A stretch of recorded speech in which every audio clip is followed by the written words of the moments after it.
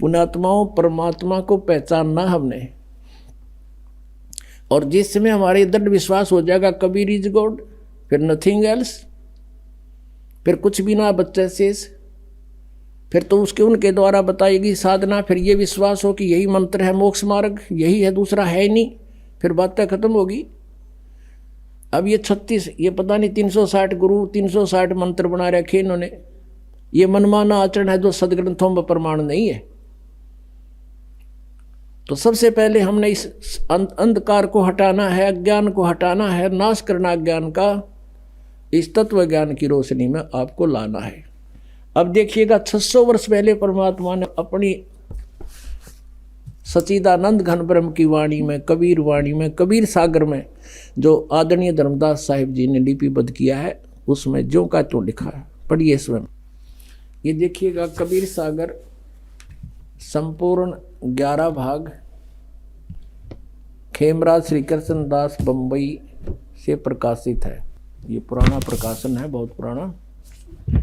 यहाँ देखिएगा कबीर सागर ज्ञान सागर प्रथम खंड, कबीर पंथी भारत पथिक स्वामी युगलानंद बिहारी द्वारा परिष्कृत, मुद्रक एवं प्रकाशक है खेमराज श्री कृष्णदास, अध्यक्ष श्री वेंकटेश्वर प्रेस, खेमराज श्री कृष्णदास स्मारक मुंबई। अब हम आपको ले चलते हैं इसके बोध सागर ज्ञान बोध में। ये ज्ञान बोध और ये बोध सागर पृष्ठ नंबर 21 पर आपको पढ़ाएंगे। धर्मदास ये जग बोराना, कोई न जाने पद निर्वाणा, यही कारण मैं कथा पसारा, जग से कहिए वो राम न्यारा। ये राम है, नाम इन्होंने गलत मिसप्रिंट कर दिया है कबीर पंथियों ने। यही ज्ञान जग जीव सुनावो, सब जीवों का भरम नसावो, अब मैं तुमसे कहूँ चिताई, तेरे देवन की उत्पत्ति भाई। कुछ संक्षेप कहूँ गहराई, सब संशय तुमरे मिट जाई, भरम गए जग वेद पुराना, आदि राम का भेद न जान्या। ये राम है, नोट नाम। राम राम सब जगत बखाने, आदि राम कोई बिरला जाने। ये नाम इन्होंने लिखा है, गलत लिख दिया, मिसप्रिंट बाद में इन्होंने संशोधन करा अपनी जान में, लेकिन अकल तो इनमें थी नहीं। अब सचमुच यहाँ चल रहा है कि राम राम सब जगत बखाने, आदि राम माने सनातन परमात्मा, सबसे पहला प्रथम पुरातन भगवान, कोई बिरला जाने। ज्ञानी सुने सो हृदय लगाई, मूर्ख सुने तो गम ना पाई, माँ अष्टंगी पिता निरंजन, ये जम दारुण वंशन अंजन। अब इनकी माता अष्टंगी दुर्गा है, पिता ये ज्योत निरंजन काल है। पहले कीन निरंजन राई, पीछे से माया उपजाई, माया रूप देख अति शोभा, देव निरंजन तन मन लोभा। काम देव धर्मराय सताए, देवी को तुरंत दर खाए। ये धर्मराय यहाँ इस काल को कहा है। पेट से देवी करी पुकारी, हे साहब मोहे करो उबारी, टेर सुनी सतगुरता आए, अष्टंगी को बंद छुड़वाए। यहाँ टेर सुनी तहाँ हम आए, ये परमात्मा अपनी तरफ से कर दिया, इन्होंने गलत लिख दिया। धर्मराय यानी काल ने, निरंजन ने हिकमत की ना, नख रेखा से भग कर लेना। धर्मराय करे भोग विलासा, माया को रही तब आशा। 3 पुत्र अष्टंगी जाए, ब्रह्मा विष्णु शिव नाम धराए। 3 देव विस्तार चलावे, इनमें यो जग धोखा खावे। पुरुष गम को कैसे को पावे, काल निरंजन जग भरमावे। 3 लोक अपने सुत दीन्या, सुन निरंजन बासालीन्या। अलख निरंजन सुन ठिकाना, ब्रह्मा विष्णु शिव भेद न जान्या। ब्रह्मा विष्णु महेश को नहीं मालूम आज तक हमारा पिता कौन है। 3 देव सो उसको ध्यावे, निरंजन का वे पार न पावे। अब ब्रह्म साधना ये भी कर रहे हैं पर इनको नहीं मिले वो आज तक। अलख निरंजन बड़ा बटपारा, 3 लोक जीव कीन आहारा। ये ठग है बटपारा, तीन लोक के जीवों को खा रहा है। ब्रह्मा विष्णु शिव नहीं बचाए, सकल खाए पुन धूर उड़ाए। कहते ब्रह्मा विष्णु महेश को भी मारेगा, इनको भी खाएगा। तिनके सुत हैं तीनों देवा, अंधर जीव करते हैं सेवा। होय होय। कहते इस काल के ये तीन पुत्र हैं, ब्रह्मा विष्णु महेश, और ये अंधे ज्ञानहीन ज्ञान नेत्रहीन प्राणी कहते इन की पूजा करते हैं। अकाल पुरुष काहू नहीं चीन्या, काल पाए सभी गए लीना। तीन देव और असुर अवतारा, ताको भजे सकल संसारा।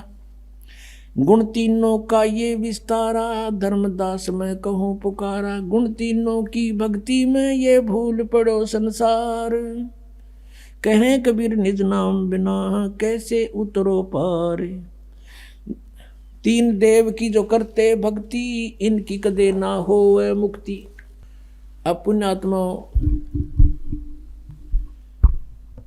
कलेजा फट जा जब बुद्धिमान व्यक्ति हो। अरे 600 वर्ष पहले आकर के ये वाणी जिसना मन पढ़ कहा करते थे अशिक्षित और वेद शास्त्रों को नहीं जानता, और उन्होंने ये लिख रखा है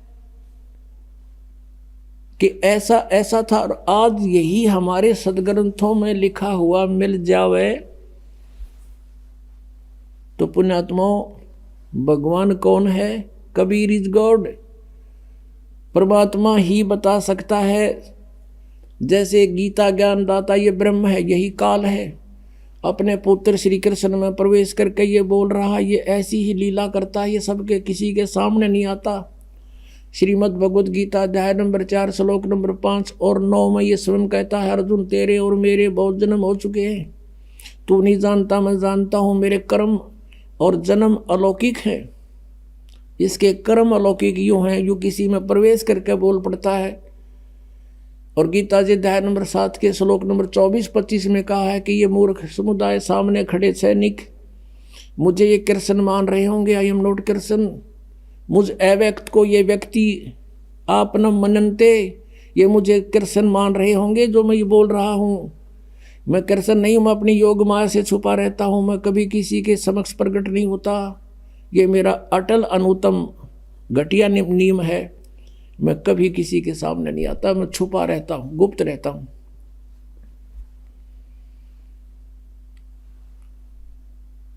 तो पुण्यात्माओं ये 10वें अध्याय के दूसरे श्लोक में गीता जी में कहता है कि मेरी उत्पत्ति को ना देवता जानते ना ये ऋषि जानते, क्योंकि इनका उत्पत्ति करता मैं हूं।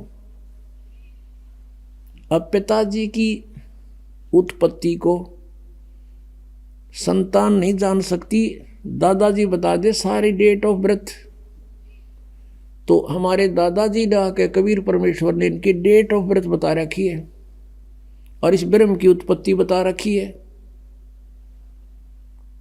इनके बाप की भी उत्पत्ति बता रखी है, पिता की कैसे उत्पन्न हुआ था वो।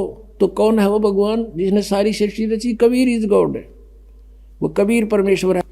अनंत कोट ब्रह्मांड का एक रति नहीं भारे, सतगुरु पुरुष कबीर हैं ये कुल के सिरजनहार। अनंत कोट ब्रह्मांड का एक रति नहीं भार। अब जैसे वैज्ञानिक ने वायुयान बना दिया और बना के घुमा दिया और बीच में बैठ गया, बताओ उस पर कैसे भार हुआ?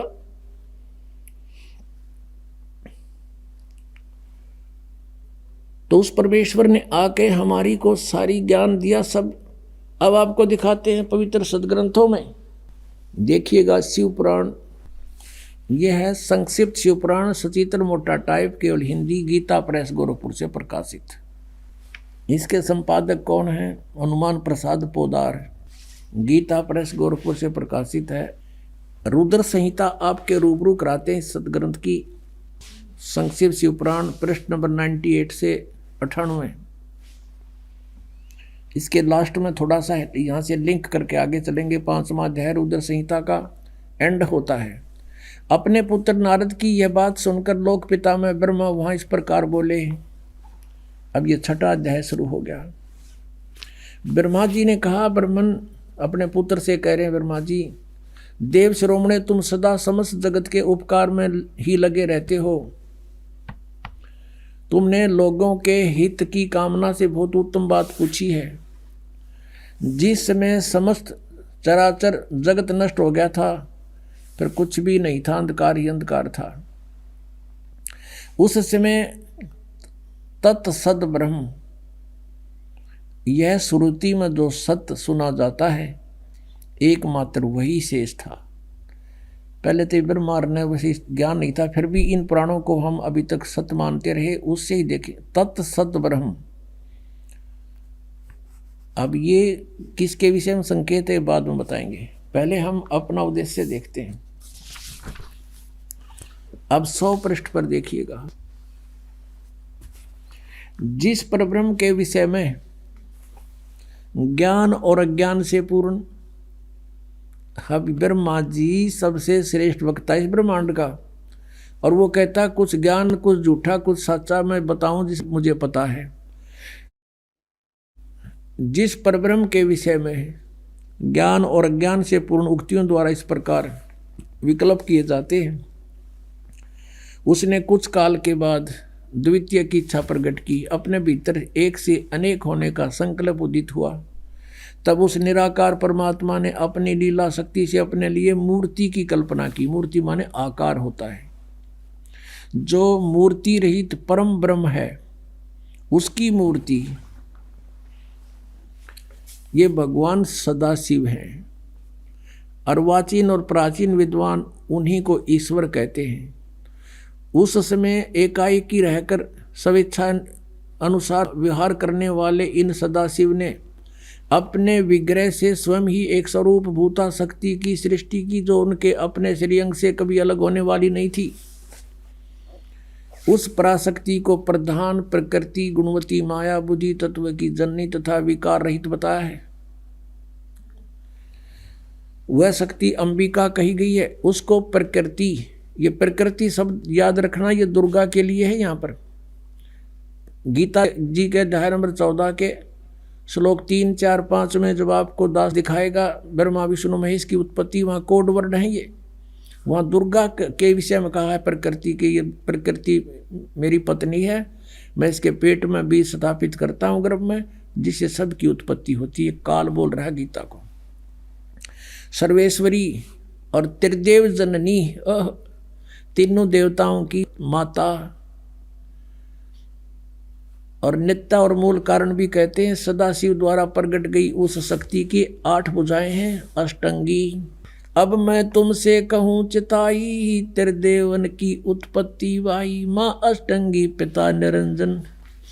जिसको ये सदाशिव कहते हैं ना, ये सदाशिव ये है वो काल, वो शिव रूप धारण करके प्रकट हो जाता है अपने पुत्र का रूप बना करके। उसकी 8 भुजाएं हैं, शक्ति के 8 भुजाएं हैं। नाना प्रकार के आभूषण उसके श्रीअंगों की शोभा बढ़ाते हैं। अब प्रकृति है या प्रकृति जो सारे 8 हथियार रखती है, वो उसकी 8 भुजाएं हैं और अनेक प्रकार के अस्त्र शस्त्र धारण करती है। एकाकिनी होकर भी वह माया संयोग वसात अनेक हो जाती है। जैसे 3 रूप और बनाए थे इसने, सावित्री, लक्ष्मी और पार्वती के। जो वे सदाशिव हैं उन्हें परम पुरुष ईश्वर शिव शंभु और महेश्वर कहते हैं। अब यहाँ क्लियर होगा इसका। अब ये हम 101 पर आगे पढ़ते पढ़ते 101 पृष्ठ पर रुद्र संहिता, और ये 6वां 7वां अध्याय चल रहा है। वे अपने सारे अंगों पर भस्म रमाए रहते हैं।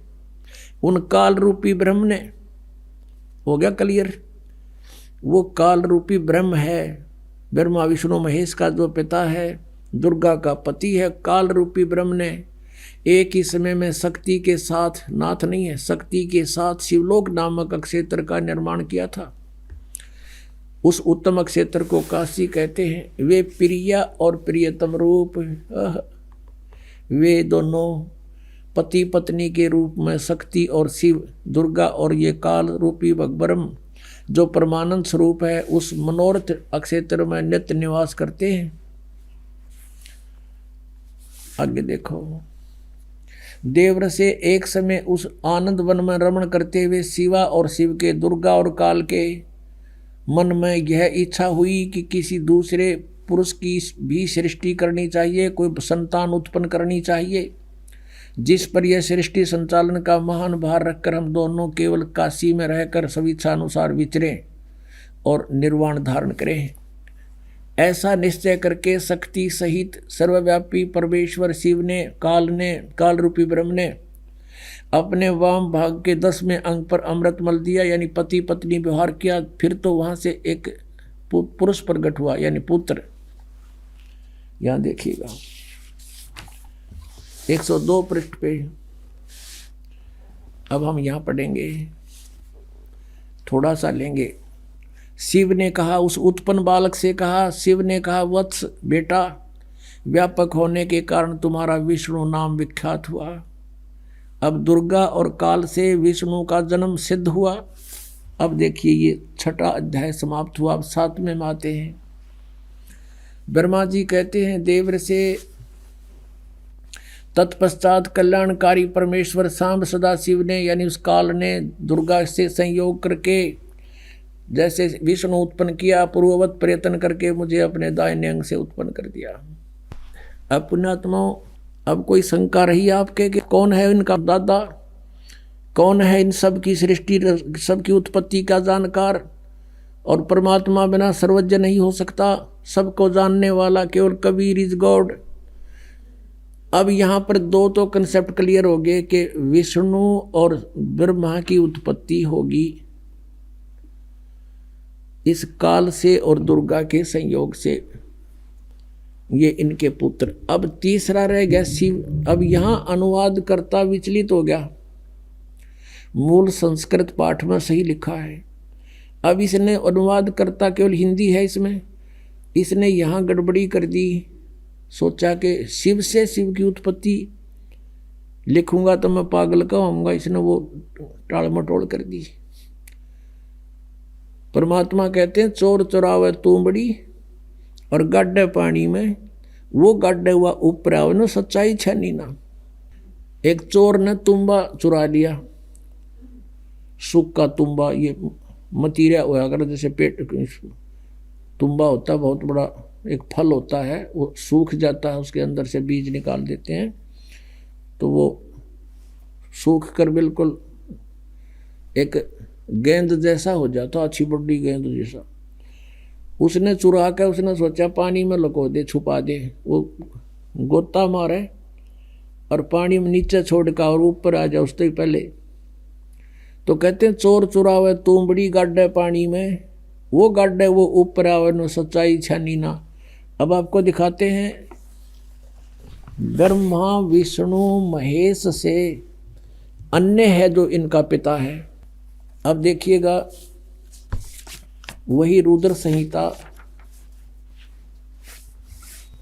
ये वही शिवपुराण है, संक्षिप्त शिवपुराण 110 पृष्ठ पे रुद्र संहिता चल रहा है। अब यहाँ हम 9वें अध्याय में आगे लास्ट में, इस प्रकार ब्रह्मा विष्णु तथा रुद्र इन 3 देवताओं में गुण हैं, परंतु शिव गुणातीत माने गए हैं। रजगुण ब्रह्मा, सतगुण विष्णु, तमगुण शिव, ये भी सिद्ध हो गया इन तीनों में गुण है, परंतु वो शिव यानी सदाशिव, ये काल रूपी ब्रह्म, ये इन तीनों से अलग है। यहाँ पर रुद्र शब्द लिख के इन्हें फेर गड़बड़ी कर दी, इन्हें सोचेंगे रुद्र तो अलग है कोई, आगे इसका कंसेप्ट और क्लियर कर दिया।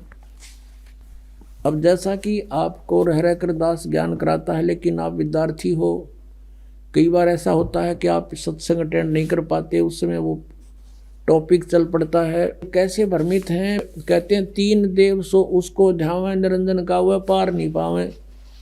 ऋषि मुनियों ने परमात्मा प्राप्ति के लिए वेदों को पढ़ा, ओम नाम को पूर्ण परमात्मा का मान लिया, ब्रह्म को सुप्रीम गॉड मान लिया, हठ योग किया, ओम नाम का जाप किया, लेकिन कुछ भी हासिल ना हुआ। तो जैसे क्या हुआ, समाधि लगाते थे, मेडिटेशन करते थे, समाधिस्थ हो जाते थे। तो ये काल कैसे छल करता है, किसी को ब्रह्मा के रूप में दर्शन दे देता है समाधि दशा में, तो वो कहता है Brahma is God, Brahma is God, Brahma ही परमात्मा है, तो छुपाए बैठे अपने आप को, मैंने समाधि में देख लिया ये तो भगवान है। अब इससे ब्रह्मा जी की प्रभुता होगी, ब्रह्मा जी के भी चौड़ी काख होगी कि मैं भगवान हूँ। उधर से ये काल क्या करता, किसी दूसरे ऋषि को विष्णु जी के रूप में दे दिया दर्शन, अपने पुत्र विष्णु के रूप में। उसने सब जगह ढिंढोरा पीट दिया कि ये खुद मालिक है, ये पूर्ण परमात्मा है, हजरो अमर है, यही सर्व शक्तिमान है, यही तीन रूप बना लेता है, ये विष्णु इज गॉड। इस बात से विष्णु जी फूल गए, आई एम गॉड। किसी को अपने पुत्र शिव के रूप में दर्शन दे दिए तो उसने शिव जी को सर्वेश्वर बता दिया, महेश्वर मृत्युंजय कालज्ञ सर्वेश्वर बता दिया। इसी बात के भ्रम से एक बार ब्रह्मा ने कहा विष्णु जी को जाकर के, मैं तेरा बाप, तू खड़ा होकर मेरा सत्कार नहीं करता। विष्णु जी कहते, मैं तेरा बाप, तो मेरी नाभि कमल से उत्पन्न हुआ है। ब्रह्मा कहता, मैं सारी सृष्टि का रचने वाला हूँ, तू मेरा पुत्र है। इस बात पर गुट बाज गया, दोनों का झगड़ा हो गया। तो जब काल ने ब्रह्म ने देखा कि ये तो लड़ मरेंगे, उन्होंने उसके बीच में एक पिलर खड़ा कर दिया, तेजों में स्तंभ। ये लड़ना छोड़ गए, उसकी ऊपर नीचे ढूंढने लगे, खोज करने लगे इसका एंड कहाँ है। कहीं एंड ना मिल रहा, ब्रह्मा ने झूठ बोल दी। वो तो एक लंबी कहानी हम बताते हैं। फिर क्या हुआ कि ये काल आ गया सदा शिव रूप में, अपने पुत्र के रूप में प्रकट हो गया, शिव के रूप में। और इन दोनों से कहा कि यू आर नॉट गॉड, तुम परमात्मा नहीं हो, तुम्हें भ्रम हो गया, तुम अपने आप को ईश समझते हो। इस तुम्हारी ये फड़क निकालने के लिए, भ्रम निवारण करने के लिए मैं आया हूँ। इसके लिए आपको विद संस्कृत दिखानी पड़ेगी या शिव पुराण देखिएगा। ये प्रथम भाग है शिव महापुराण, हिंदी टीका सहित। श्री शिव महापुराण विद्या अवरिधि पंडित ज्वाला प्रसाद जी मिसरकृत, हिंदी टीका सहित, खेमरा श्री कृष्णदास प्रकाशन बम्बई। इतने से अब हम इसमें थोड़ा सा लिंक देखेंगे। एक बार ब्रह्मा और विष्णु का युद्ध हो गया। अब यहाँ इसके 11 पृष्ठ पे विद्वेश्वर संहिता, विद्वेश्वर संहिता भाग 1 अध्याय 6 में नंदीकेश्वर बोले, नंदीकेश्वर यानी शिव का वाहन बताता है। इस काल रहता है इन्हीं रूप में। हे योगेंद्र, आगे एक समय विष्णु भगवान शेष सैया पर अपने गरुड़ादि पार्षदों संयुक्त लक्ष्मी सहित शयन करते थे, विश्राम कर रहे थे। उस समय ब्रह्म ज्ञानियों में श्रेष्ठ ब्रह्मा जी अपनी इच्छा से वहां आए और सब प्रकार सुंदर सेज पर शयन करते हुए कमल लोचन विष्णु जी से पूछने लगे, तुम कौन हो? मुझे देखकर अभिमानी पुरुष के समान शयन करते हो, सोए पड़े हो। हे वत्स, हे बेटा, उठो, देखो मैं तुम्हारा स्वामी आया हूं। ब्रह्मा जी बोले, बेटा खड़ा हो, देख मैं तेरा स्वामी आया हूं। आए हुए गुरु को देखकर जो अभिमान करता है, उस द्रोही मूर्ख का प्रायश्चित होना उचित है। यह सुनकर विष्णु जी के अंतर में तो क्रोध हुआ, ऊपर अंदर तो छो उठा पर ऊपर ना दिखाया तुरंत बाहर, परंतु बाहर से शांत रहे और बोले, बेटा, बोले वत्स, तुम्हारा मंगल हो, बैठो, इस आसन पर विराजो। इस समय तुम्हारा नेत्र कुटिल और मुख बांका क्यों हो गया? क्योंकि छो मारे गुस्सा हो रहा था ब्रह्मा को। ब्रह्मा जी बोले, वत्स विष्णु, ये बेटा विष्णु, तुमको समय के प्रभाव से अभिमान है। हे पुत्र, मैं तुम्हारा रक्षक और जगत का पिता मैं हूँ। विष्णु जी बोले, ये तो सब जगत मुझ में स्थित है, तुम चोर के समान किस प्रकार अपना कहते हो? तुम मेरी नाभि कमल से उत्पन्न हुए हो, इससे मेरे पुत्र हो, मुझे पुत्र कहना वृथा है। नंदीकेश्वर बोले, इस प्रकार ब्रह्मा विष्णु दोनों ही रजोगुण से मुग्ध होकर विवाद करने लगे। मैं श्रेष्ठ हूँ, मैं स्वामी हूँ, ऐसा कहकर एक दूसरे को मारने की इच्छा से युद्ध कर में उत्सुक हुए। और तब संपूर्ण देवता विमान में बैठकर उस महा अद्भुत युद्ध को देखने को चले आए। और आकाश से उनके ऊपर फूल बरसाने लगे। वाह रे देवताओं, जैसे झोटे बढ़ा करें गाँव में, जैसे दो लड़ रहे हैं और देवता न्यू के शाबाश बहुत अच्छा कर दो काम और फूल बरसावें। ये देवताओं के लक्षण है, इनको बीच में आना चाहिए था और हाथ पैर जोड़ कर उनको छुटवाना चाहिए था कि तुम लड़ोगे तो हमारा क्या होगा। हर देवता ने होगा ऊपर तो फूल बरसावें, शाबाश मरो कटके। तो यह पंचायत तो पहले तो बिगड़ रही है, को नई को नहीं बिगड़ी हुई है। ये वहीं से देवताओं के लक्षण तो हम हमारे जैसे यहाँ इस पृथ्वी लोक के फिर क्या होगा, ये तो सोचने की बात है। अंडरस्टूड है हम किसे होंगे फिर। अब इनका झगड़ा हो गया, फिर बीच में अब शॉर्टकट में बताऊंगा, ये थोड़ा सा दिखाना जरूरी था। जिनको हम पूजा करते उनकी बुद्धि कितनी थी, जिनको हम सर्वेश्वर महेश्वर और भगवान मान्या करते वो चौथी कक्षा के बच्चों जैसे नेचर के थे। चौथी तीसरी कक्षा के बालक झगड़ते हैं। अध्यापक पूछता है क्यों झगड़ रहे थे बच्चों, वो कहता जी ये नो बोला मैं तेरा बाप। दूसरा कहता कि नहीं जी पहले यूँ बोला मैं तेरा बाप, इसलिए एक दूसरे की गिरबान पकड़ रहे, लाल मोहरा झगड़ रहे। तो हमारे भगवान जिनको हम परमात्मा सुप्रीम पावर मानना करते बड़े उनकी बुद्धि उन चौथी कक्षा जैसे बच्चों के जैसा स्वभाव था इनका। ये आपके समक्ष दास अपनी तरफ से नहीं कह रहा कि इन आचरणों को देखकर हम पहचानेंगे हु इज गॉड, कौन है वो परमात्मा। अब आगे क्या हुआ, फिर ये काल आ गया अपने पुत्र शिव जी के रूप धारण का। इसने प्रतिज्ञा कर रखी है कि मैं अपने वास्तविक रूप में कभी किसी को दर्शन नहीं दूंगा। इसने प्रतिज्ञा कर रखी है, कसम खा रखी है। इसलिए ये ऐसे कभी विष्णु के रूप में किसी को दर्शन दे देता है। जो विष्णु की पूजा करता है, शिव की पूजा करता है, शिव के रूप में दर्शन दे देता है। वास्तविक रूप में आया था यो महाभारत के युद्ध में, जब उस अर्जुन जैसा योद्धा भी देख कर इसकी शक्ल ने कांप गया था, वो था इसका असली रूप। और कहता मैं काल हूँ, सबको खाने के लिए आया हूँ। और अर्जुन ने करबद्ध होकर कहा था भगवान आप अपने उसी चतुर्भुज रूप में आ जाओ, अब मुझसे ये देखा नहीं जाता। कलजा फट गया उसका। अब ये आ गया वहाँ पर शिव रूप में, इन दोनों के बीच में वो पिल्लर ठोक दिया, आके खड़ा हो गया और कहता कि मैं तुम्हारी बुद्धि ठिकाने करने आया हूँ, तुमने अपने आप को भगवान मान रखा है, यू आर नॉट गॉड। ये देखिएगा। अब ये है पृष्ठ नंबर 17 पे, पहले हमने 11 पर पढ़ा था। विद्वेश्वर संहिता अध्याय 9। उन दोनों की अज्ञानता और वैर को दूर करने के अर्थ दोनों से कहा। किसने? उस सदा काल रूपी ब्रह्म ने, सदा शिव जिसको कहते हैं, इनके पिता ने क्या कहा? मेरे सकल और निष्कल भेद से दो रूप हैं, परंतु और ईश्वर नहीं। इस कारण से उनके दो रूप नहीं हो सकते। पहले सतम रूप यानी वो पिल्लर रूप में खड़ा हो गया था, और पीछे मूर्तिमान रूप धारण किया। इसमें ब्रह्म निष्कल है और ईश्वर रूप सगुण है।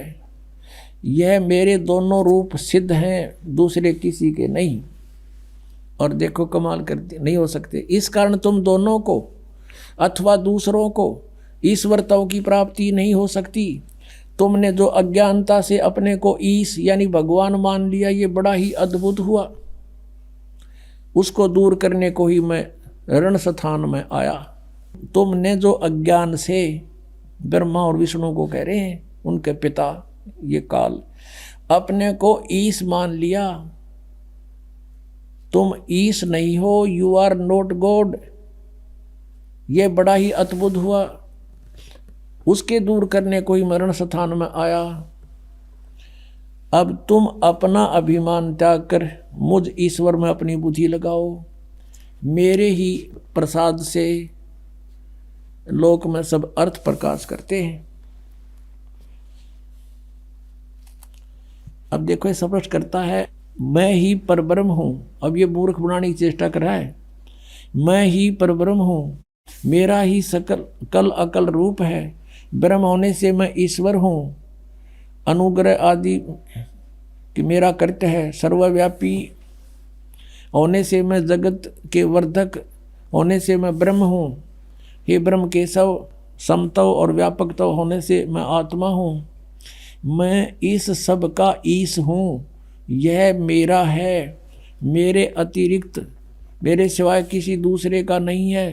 प्रथम तो ब्रह्म तत्व के ज्ञान के निमित्त निष्कल ब्रह्म का परार दूर भार हुआ। अब हम अगले पृष्ठ पर देखते हैं, 18 पृष्ठ पे। अब यहाँ देखिएगा नीचे, हे पुत्रो, अब ये काल कह रहा अपने दोनों पुत्र ब्रह्मा और विष्णु को, हे पुत्रो, यह कृत आपने तप से प्राप्त किए हैं। कौन से कृत, कौन सी जॉब? उत्पत्ति और स्थिति, सृष्टि। देखो, हे पुत्रो, यह कृत आपने तप से प्राप्त किए हैं, जो कि सृष्टि, उत्पत्ति और पालन कहता है, सो मैंने प्रसन्न होकर तुम्हें दिए हैं। इसी प्रकार दूसरे दो कृत, अब देखो सारा कंसेप्ट क्लियर हो गया। अब वक्ता है ये काल, और कहते हैं दो कृत और रुद्र और महेश को प्रदान किए हैं। अब दो तो ऊपर हो गए पुत्रों, दो तो ये ऊपर थे, और अब ये दो ये हो गए रुद्र और महेश। इनसे अलग है यो बोलने वाला इनका पिता। इतना ही कंसेप्ट क्लियर करना था अपन, यहाँ और आगे नहीं। और थोड़ा सा और दिखा देता हूँ आपको। अब यहाँ देखो 19 पृष्ठ पे ये सिद्ध होगा कि गीता ज्ञान भी यही दे रहा था। 19 पृष्ठ है ये, विधिवेश्वर संहिता ही चल रही है ये, अध्याय 10 में। अब यहाँ ये बता रहा है, हे सौम्य, मेरे ज्ञान से विमुख होने से तुम्हें अज्ञानता आ गई। मेरा ज्ञान होने से ऐसा नहीं होता, ज्ञान और रूप महेश के तुल्य हो जाता। इस कारण उस ज्ञान की सिद्धि के निमित्त ओंकार नामक मंत्र जप करो, यही अभिमान को दूर करने वाला है।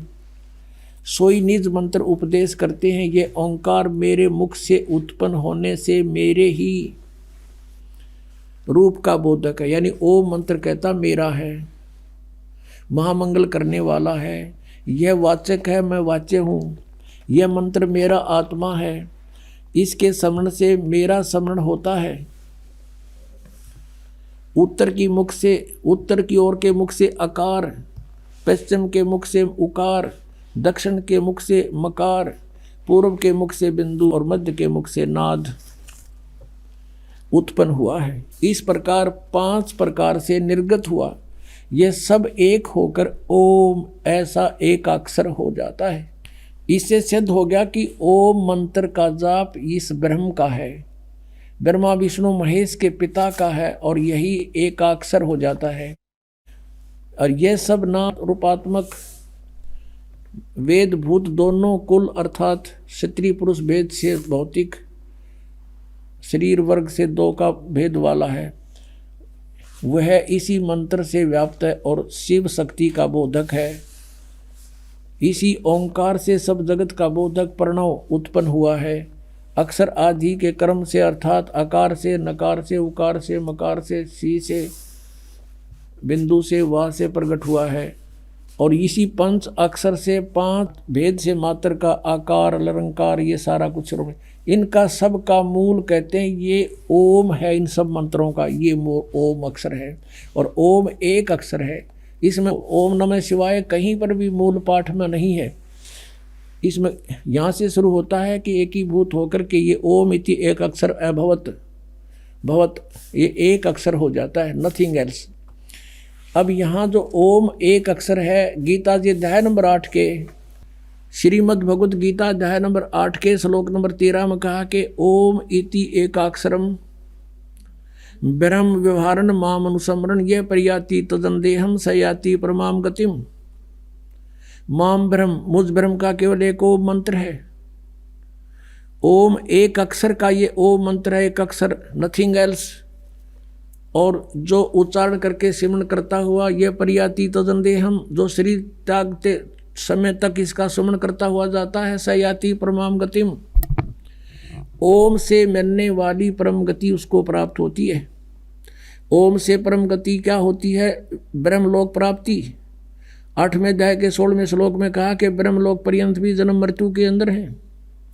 अब हम अपने उस टॉपिक पर आते हैं कि इसलिए गीता जी अध्याय नंबर 18 के श्लोक नंबर 62 में गीता ज्ञानदाता कहता है कि तू सर्वभाव से उस परमेश्वर की शरण में जा, उसकी कृपा से तू परम शांति को और सनातन परम धाम को प्राप्त होगा। श्रीमद् भगवद गीता अध्याय नंबर 17 के श्लोक 23 में कहा कि ओम तत्सत इति निर्देश है ब्रह्मण त्रिविध समर्थ है। ब्रह्मण माने सच्चिदानंद घन ब्रह्म, परम अक्षर ब्रह्म, पूर्ण परमात्मा सतपुरुष का ओम तत्सत 3 मंत्र का जाप है, नथिंग एल्स। श्री गीता जी में और दूसरा मंत्र नहीं है ओम के अतिरिक्त। और ये 3 मंत्र का जाप गीता ज्ञानदाता कहता मैं नहीं जानता। चौथे अध्याय के 34वें श्लोक में कहा कि उस तत्व ज्ञान के अंदर वो सब विस्तार से कहा गया है जो चौथे अध्याय के 32वें श्लोक में बताया है कि सच्चिदानंद ब्रह्म की वाणी में वो बोला गया है। वो तत्व ज्ञान है। उस तत्व ज्ञान को तू तत्वदर्शी संतों के पास जाके समझ। इससे सिद्ध है गीता ज्ञानदाता भी इस मंत्र से परिचित नहीं है। तो कहने का भाव ये है कि गीता जी के अंदर न हरे राम हरे कृष्ण, न सीताराम राधे श्याम, राम राम राधे श्याम सीताराम, और न ही ये ओम नमः शिवाय, और न ही ओम भगवते वासुदेव नमः। तो ये सारे मनमाना आचरण है ये मंत्र। गीता जी अध्याय नंबर 16 के श्लोक नंबर 23 में कहा कि शास्त्र विधि को त्याग कर जो मनमाना आचरण करते हैं उनको कोई लाभ नहीं होना, ना उनको सुख हो, ना उनकी गति हो, ना उनको कोई सिद्धि प्राप्त हो, यूजलेस। और जो श्राद्ध कढ़ाते हैं, ये अस्थियाँ चुनवाते हैं, गीता जी अध्याय नंबर 9 के श्लोक नंबर 25 में कहा है कि जो भूत पूजेंगे भूत बनेंगे, देवताओं को पूजेंगे उनके नौकर लगेंगे जाकर उनके लोक में जा कर के, और जो मुझे पूजेगा वो मुझे प्राप्त होगा। तो वो भी कंसेप्ट क्लियर कर रखा कि ये साधना नहीं करनी चाहिए। तो गीता जी जो है ये हमारा एक सदग्रंथों में से एक भक्ति का सदग्रंथ है। अब प्रसंग चल रहा था कि ब्रह्मा विष्णु महेश के माता पिता कौन है। कंसेप्ट क्लियर हो गया। दुर्गा इनकी माता है, यु काल रूपी ब्रह्म ये इनका पिता है। दुर्गा को प्रकृति भी कहते हैं, और रजगुण ब्रह्मा, सतगुण विष्णु, तमगुण शिव जी है। ये भी आपको दिखाते हैं। फिर श्रीमद् भगवत गीता में आपको दिखाएंगे ब्रह्मा विष्णु महेश की उत्पत्ति दुर्गा और काल से। ये देखिएगा, ये है श्रीमद् देवी भागवत यानी देवी पुराण, शक्ति पुराण, हिंदी टीका सहित भाग 1। ये कहाँ से छपा है? अथ देवी भागवतम सभाष्टिकम समात्यम, खेमरा श्री कृष्ण दास प्रकाशन, बम्बई 4 का। अब हम यहाँ आते हैं। अथ श्रीमद् देवी भागवते भाषा टीका युक्ते तृतीय स्कंध प्रारंभते। अब तीसरा स्कंध हम देख रहे हैं। इसका प्रश्न नंबर इसके भी 11 पर, पहले हमने शिवपुराण देखा था, इसके 11 पर, और ये तृतीय स्कंध है भाषा टीका तृतीय स्कंध अध्याय 5 में। यहाँ पर हम पढ़ेंगे, भगवान शिव कह रहे हैं अपनी दुर्गा माता को, हे माता यदि हमारे ऊपर सदा आप दया युक्त हो तो हमको तमोगुण में किस प्रकार प्रदान किया, और ब्रह्मा रजोगुण और हरि सतोगुण यानी विष्णु को सतोगुण क्यों युक्त किए। अब यहाँ देखिएगा, हम अब संस्कृत पढ़ेंगे। यदि दया धर्मना न सदाम्बिके कथम अहम विहित है, यदि आप दयालु हो माता तो मुझे किस प्रकार बना दिया। तमोगुण और कमल जय, कमल से उत्पन्न होने वाले ब्रह्मा को रजोगुण संभव, क्यों रजोगुण कैसे उत्पन्न कर दिया। सुवित किमो सतोगुण हरि, और विष्णु को किस प्रकार आपने सतोगुण बना दिया। इति सिद्धम रजगुण ब्रह्मा सतगुण विष्णु तमगुण शिव जी। और दिखाते हैं, क्योंकि पुण्यात्माओं आज हमने कंप्यूटर बना लिए, हेलीकॉप्टर बना लिए, एयरप्लेन बना लिए, और स्काई लैब बना लिए, और पता नहीं के रचना रच ली यहाँ पर इस नकली लोक में। 2 दिन का जीवन है, और जो काम करना था उधर हमारा जान भी नहीं जाने दिया इस काल ने। एटम बम बना लिए, एक दूसरे के शत्रु बन गए। जो बनाना था वो छेड़ा भी कोई नहीं, शुरू भी नहीं किया, उसका स्टार्ट भी नहीं कर रखा। अब देखिएगा, ये पीएचडी करा रहा है ये दास, आपको सौभाग्य, आपको इस यूनिवर्सिटी में प्रवेश मिल गया, जो मोक्ष मिलेगा इससे। ये मार्कंडेय पुराण गीता प्रेस गोरखपुर से प्रकाशित है। इसके 123 पृष्ठ पे, इसके 123 पृष्ठ पे आपको दिखाते हैं। मार्कंडेय जी कह रहे हैं, संक्षिप्त मार्कंडेय पुराण 122 से शुरू होगा, यहाँ से देखते हैं 123 पर फिर पूरा विवरण है। मार्कंडेय जी बोले, ये मार्कंडेय जी का उपदेश चल रहा है, ये यहाँ देखेंगे 123 पृष्ठ पे, ये 123 पृष्ठ पे। अब यहाँ जाते हैं हम। इस तरह स्वयंभू परमात्मा की 3 अवस्थाएं हैं, रजोगुण प्रधान ब्रह्मा, तमोगुण प्रधान रुद्र, सत्वगुण प्रधान सत्प्रधान विश्वपालक विष्णु है, और ये ही 3 देवता हैं, और ये ही 3 गुण हैं। गुण तीनों की भक्ति में ये भूल पड़ो संसारे, कह कबीर निज नाम बिना कैसे उतरो पार। 3 देव की जो करते भक्ति, उनकी कदे ना होवे मुक्ति। अब ये कंसेप्ट क्लियर हो गया। रजगुण ब्रह्मा है, सतगुण विष्णु, तमगुण शिव जी। अब और दिखाते हैं, ब्रह्मा विष्णु महेश नासवान है। उसके बाद आपको श्रीमद् भगवद गीता में दिखाएंगे इनकी उत्पत्ति दुर्गा और काल से। ये देखिएगा, श्रीमद् देवी भागवत गीता प्रेस गोरखपुर से प्रकाशित, संपादक हनुमान प्रसाद पोदार चिमनलाल गोस्वामी। इसके 123 पृष्ठ को दिखाएंगे बस थोड़ा सा, 123 पृष्ठ पे। अब भगवान विष्णु अपनी माता दुर्गा की स्तुति करते हुए कह रहे हैं, तुम शुद्ध स्वरूपा हो, ये सारा संसार तुम इसे उद्भासित हो रहा है। मैं ब्रह्मा और शंकर, हम सभी तुम्हारी कृपा से विद्यमान हैं। हमारा आविर्भाव और तिरोभाव, आविर्भाव माने जन्म, तिरोभाव माने मृत्यु हुआ करता है। केवल तुम ही नत हो, जगत जननी हो, प्रकृति और सनातनी देवी हो। प्रकृति शब्द याद रखना दुर्गा के लिए है। भगवान शंकर बोले, देवी यदि माँ भाग विष्णु तुम ही से प्रकट हुए हैं, उस तो उनके बाद उत्पन्न होने वाले ब्रह्मा भी तुम्हारे ही बालक हुए। फिर मैं तमोगुणी लीला करने वाला शंकर क्या तुम्हारी संतान नहीं हुआ? अर्थात मुझे भी उत्पन्न करने वाली तुम ही हो। शिवे, संपूर्ण संसार की सृष्टि करने में तुम बड़ी चतुर हो। कंसेप्ट क्लियर हुआ? इस संसार की सृष्टि स्थिति और संहार में तुम्हारे गुण सदा समर्थ हैं। उन्हीं तीनों गुणों से उत्पन्न हम ब्रह्मा विष्णु एवं शंकर नियमानुसार कार्य में तत्पर रहते। हम तो केवल आप वर्क डन दे सकते हैं, किसी का कोई परिवर्तन नहीं कर सकते। अब इससे 4 कंसेप्ट क्लियर हो गए। इस पवित्र पुराण देवी पुराण के इन चंद लाइनों में 4 कंसेप्ट क्लियर हो गए। एक तो ये हो गया कि ब्रह्मा विष्णु महेश नासवान है, इनकी जन्म मृत्यु होती है। दूसरा ये हो गया कि इनकी माता दुर्गा है। और तीसरा ये हो गया रजगुण ब्रह्मा, सतगुण विष्णु, तमगुण शिव जी। और चौथा ये हो गया कि ये केवल वर्क डन, जैसा कर्म करोगे वैसा ही दे सकते, इसमें कोई परिवर्तन नहीं कर सकते। और 5वां ये भी हो गया कि दुर्गा को प्रकृति भी कहते हैं। अब देखिएगा, पवित्र श्रीमद् भगवत गीता, गीता प्रेस गोरखपुर से प्रकाशित है। जय दयाल गोविंद का इसके अनुवादक है। अब 14वें अध्याय के 3 श्लोक ये कंसेप्ट क्लियर कर देंगे।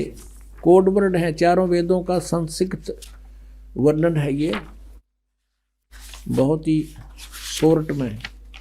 अब देखना यहाँ से, ये है चतुर्दशो अध्याय, 14वां अध्याय, अध्याय 14 और श्रीमद् भगवद गीता। यहाँ देखना अब 3रे श्लोक से, हे अर्जुन, मेरी महत ब्रह्म रूप मूल प्रकृति, वैसे ही इन्होंने यहाँ अनुवाद गलत कर रखा है, वैसे इसी से देखेंगे। प्रकृति सर्वभूतों की, सभी प्राणियों की योनि अर्थात गर्भाधान स्थान है, और मैं उस योनि में चेतन समुदाय गर्भ को स्थापन करता हूँ। ततः माने उसके संयोग से, ततः माने उससे सब भूतों की, प्राणियों की उत्पत्ति होती है। और चौथे में, हे अर्जुन, नाना प्रकार की सब योनियों में जितनी मूर्तियां अर्थात शरीरधारी प्राणी उत्पन्न होते हैं, दुर्गा प्रकृति तो उनकी गर्भ धारण करने वाली माता है और मैं बीज स्थापन करने वाला पिता हूँ, यू काल बोल रहा है। और 5वें में स्पष्ट कर दिया है, हे अर्जुन सतगुण रजगुण तमगुण ये प्रकृति से उत्पन्न, दुर्गा से उत्पन्न तीनों गुण, रजगुण ब्रह्मा, सतगुण विष्णु, तमगुण शिव जी, प्रकृति से उत्पन्न ये तीनों गुण अविनाशी जीवात्मा को शरीर में बांधते हैं। अब काल ने पल्ला झाड़ दिया कि ब्रह्मा विष्णु महेश इन जीवात्मा को कर्मानुसार यहाँ बांधे बैठे हैं। अपने आत्मा ये है, इसको कहते हैं तत्व ज्ञान, और उसको सतगुरु कहते हैं जो सदग्रंथों को अच्छी तरह समझा और समझा दे। और पुण्यात्माओं सौभाग्य आपका, आप बहुत पहले आ गए इस मालिक के चरणों में। ये पुण्यात्मा जो टोल झुंड के झुंडों नकलियाँ के फंसे पड़े हैं, उनको जो भी सच्चाई का पता लगेगा रोएंगे बैठ के कर्माने, अब देख कैसा जुल्म किया इन्होंने हमारे साथ, हम बर्बाद कर डाले इन नालायका ने, अपना कर्म बिगाड़ा और हम काल के जाल में फंसा दिए। पुण्यात्माओं यहाँ पैर टेकने जगह नहीं रहेगी, वो दिन दूर नहीं है। आज कोई पागल नहीं है। जब हम अपने स्वार्थ के लिए सब कुछ कर सकते हैं तो क्या परमात्मा पाने के लिए उन नकलियों को नहीं छोड़ देंगे? जिस दिन उनको ज्ञान हो जाएगा एक भी ढूंढा नहीं पाओगे उनके पास, वो एकले बैठे पाओगे क्या, उनके परिचर पाओगे उड़े बैठे, बाकी सब आ गए होंगे यहाँ पर।